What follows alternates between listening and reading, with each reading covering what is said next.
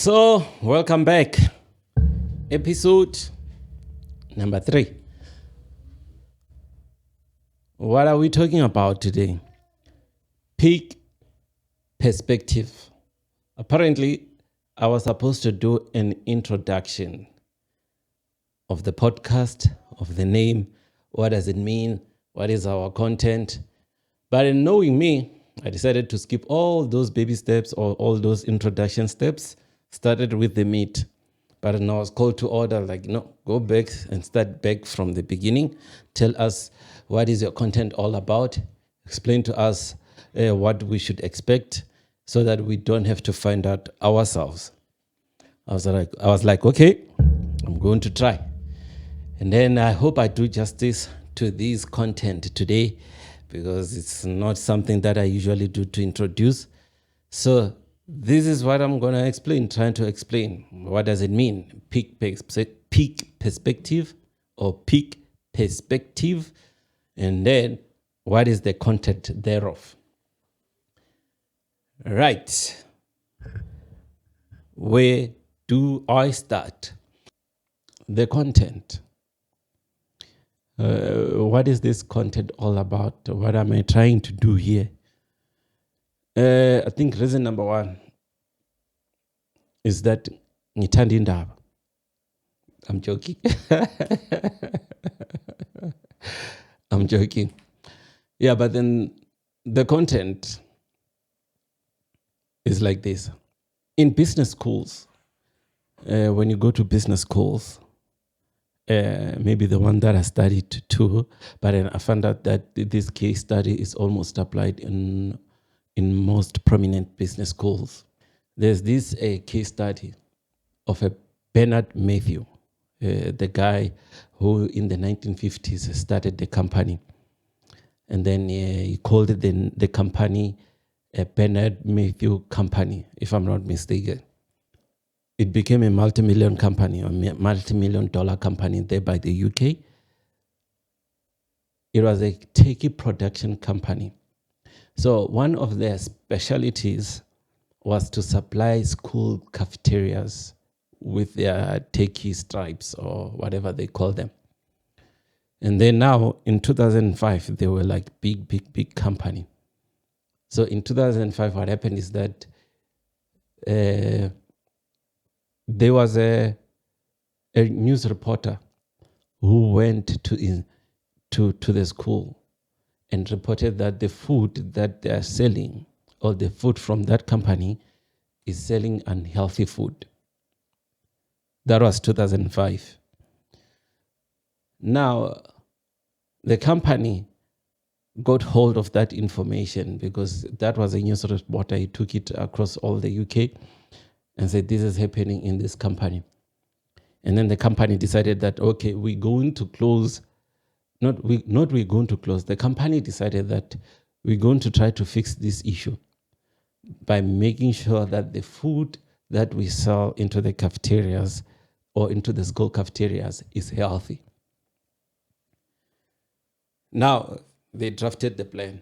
When they drafted the plan, they was like, okay, this is what we're going to do in order to come up with a solution, or in order to, what is the word that I'm looking for? Mitigate, yeah. So we're going to come up with a plan in order to mitigate this issue. And then they found a solution. Then they started rolling out the implementation. Everything became all right. So, but the reputation of the company was tainted. In 2007, another issue occurred. There was a bird flu in one of their farms because it was a big company. They had farms everywhere, or not everywhere, but there in UK. There was a bird flu in one of their on their farms, and then now another news reporter came and they says, in this company, they have a bird flu in one of their farms. And then the news got to the ears of the company owners again. And then they were like, okay, it's fine. We know how to resolve this. And then they had a plan again. And then we say, we're going to have a plan and then roll out that plan so that we can mitigate again the issue that is happening. But on the other hand, then the news reporters are busy reporting to the public that this is happening into that company. So they rolled out a plan, and then they went on to fix the bird flu. And then 2 years later, which is now 2009, they wanted to release a statement because since 2005, the name has been tainted. And then in 2007, it became worse. And then now they are solving the issues in each instance. In 2007, they solved it. In 2009, in 2005, they also solved it. But then the problem, or what the business schools are trying to teach us here, is this. The company did not communicate to all stakeholders, most importantly, the public. When the first issue happened, they were supposed to go to the public and then says that, okay, we understand that we have 1, 2, 3, 4 issues that are happening in the public, and that we are trying to mitigate these issues, and then apologize to the public. Again, in 2007, they did not release or issue a statement. And them keeping quiet for those 4 years, it tinted the company more worse than the solution they were making, or than the bird flu and the food they produced in 2000 and the bird food they produced in 2005. That is a lesson that the business schools are teaching us. Communicate it. Talk about it. Let people know. The fact that it is bad and then you want to solving it does not keep the public in confidence. Talk about it. Communicate it. And that is why I am here. Or part of the reason why I am here, right? Nothing bad that I've done so far, but then we'll see at the end of this episode. Elon Musk went on and bought Twitter. I'm sure this is like 2 or 3 years ago or a year ago. And then in his mind, or the purpose for him, is that he wants to reach the multitudes, get his message to as many people as he can reach. Him being rich is not good enough. Him having Tesla is not good enough. He wanted to have something that can reach the masses. And then he saw an opportunity. And then he went on and buy Twitter, which now it's called X because he renamed it or rebranded it. That is information. And then he's giving the information to the people. In America, we have groups of people. Some who says what?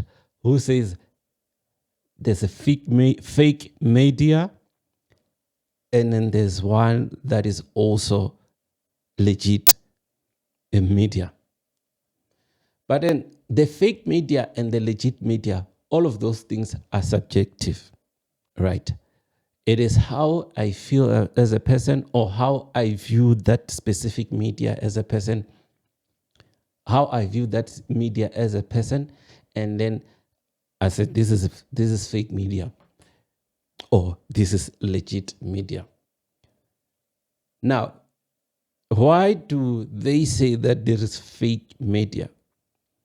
They say fake media because they are not preaching or teaching or even speaking about things that most probably favors them.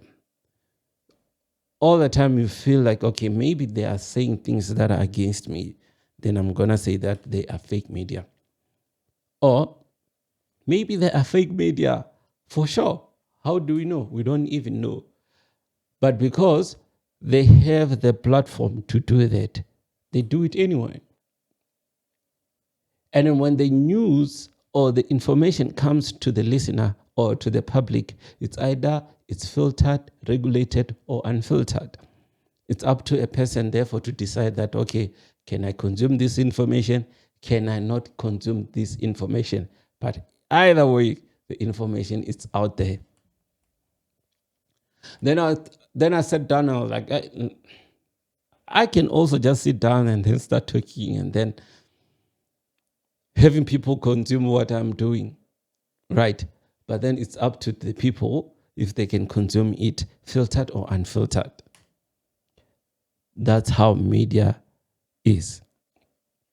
People make decisions based on information.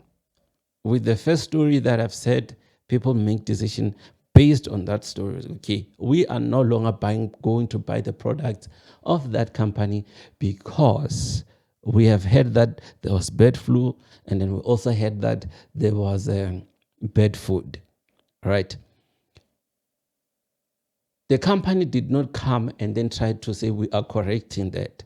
The information that was still out there was that bad food, bad food, bad food, bad food, right? Then I decided that I'm going to join in. Information.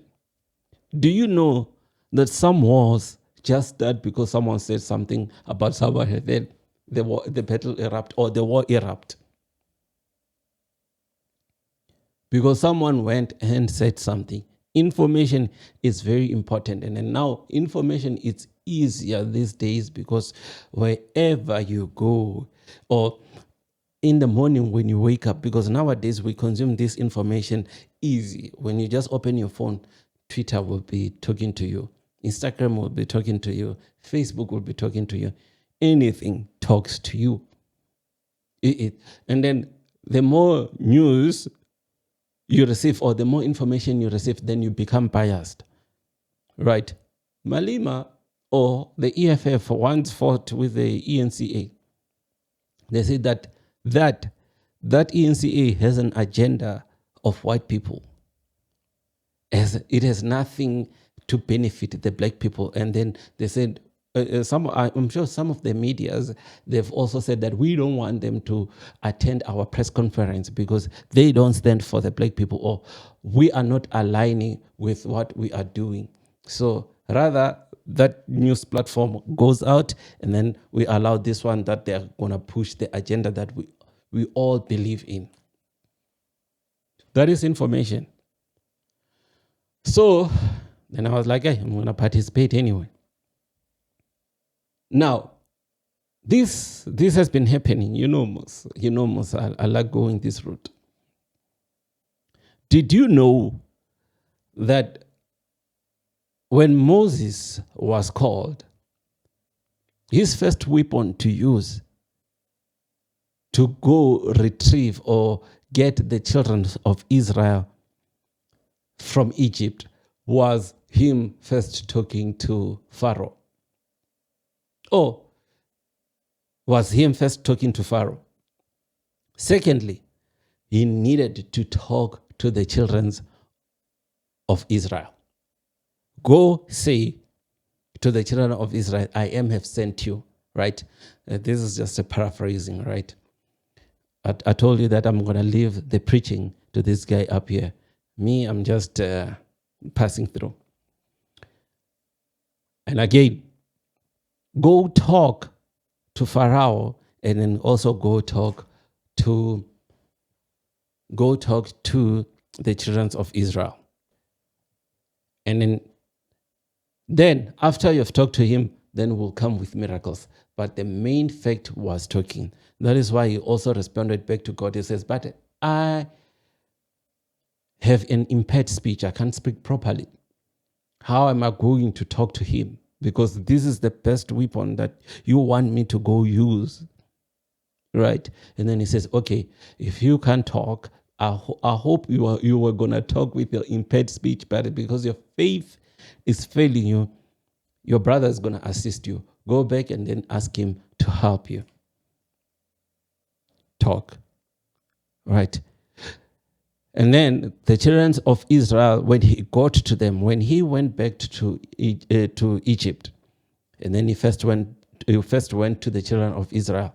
He says, the Lord has sent me. There's like, what God or what Lord? And then he says, I am has sent me. And then they realized, oh, God has sent this guy. Let's listen to him. Now, catch. People listen and then make decisions. There's only one guy who has made people glued to him without even saying words. Oh, it's two. There's only two guys that have said that we are not going to say anything, but people are going to like us anyway. These guys and him. They say we're not going to say anything, and people are going to like us anyway. But other than that, the rest of us, I think we must talk. All of us, we must talk. If you listen to some good speakers, I think Malima is one of the greatest speakers that I've ever heard him speaking. If he opened his mouth today, you would definitely vote for his party. And then sometime later, then we realize, okay, should I or should I not? But if you just listen to him attentively, right there and there, he's one of the smartest people when it comes to talk. And then now, Barack Obama, I think for me, is one of the greatest speakers. Right? When he talks, I can go for hours just listening to him. That is talking. And people make decisions because of what they have listened to. It's not guesswork. It's never have been guesswork. That is why I chose that I want to participate. Though I am a Christian, because now here and there, almost all of these podcasts, you will see me throwing in a verse here and there, right? I might fail to explain it like these preachers here, TD Jakes and them, but then I will try to just come in and then talk a bit about it and then move on. Then what do I talk about? There are things that I like to talk about.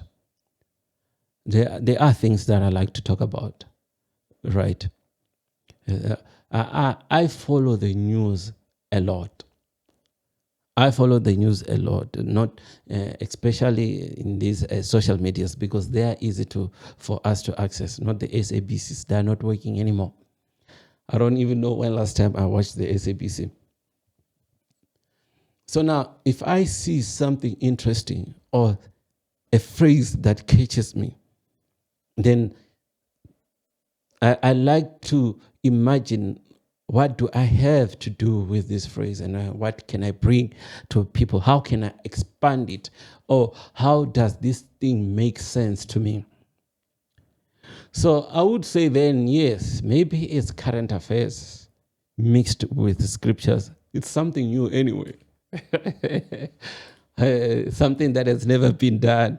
So I think maybe I'm going to survive, because anyways, if you do things that people have been doing so long, you don't get likes and subscribers.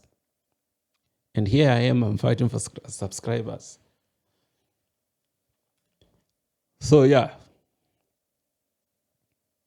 that is why I'm doing this, and then that is how I'm going to do that. But before I go any further, let me just close with the name PIK Perspective, right? PIK Perspective. Then PIK, I chose this PIK because I was fighting two minds, two thoughts. There's no minds. There's no two minds. What is two minds? I was fighting between two thoughts, right? The first one was like PIK, as in PICK, meaning that choose your own perspective.